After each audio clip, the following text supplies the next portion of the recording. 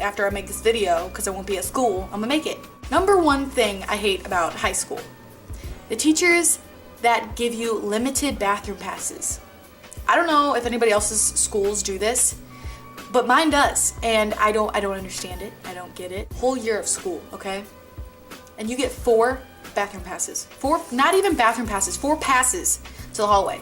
So, first week of school, oh darn it, I forgot my binder. Can I use a pass? Yeah, sure. Go ahead, man. Use your pass. A month later, you need to go get your homework out of your locker. There's another pass. You're down to 2. You still got like 6 months of school.